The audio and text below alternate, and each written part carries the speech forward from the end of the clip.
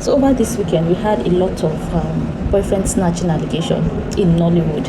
So Queen, a Nollywood actress, accused her fellow Nollywood actress, Destiny Etiko, of snatching her very wealthy boyfriend. You know how painful it is when your boyfriend is wealthy and someone is snatching his friends. So according to her, Destiny Etiko has been snatching other people's boyfriend, and now it got to her. So Destiny snatched her own boyfriend, and it's not going down well with her.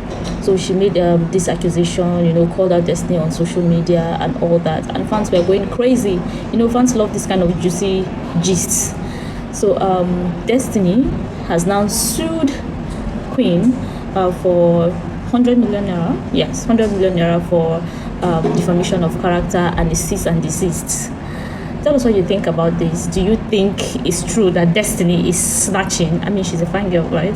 Do you think she's snatching wealthy boyfriends? Emphasis on wealthy, she doesn't do broke. Or you think that this is going too far and this should have been settled outside social media? Please share your thoughts, comment, like, and subscribe. And I'm Augustina with the News Chronicle.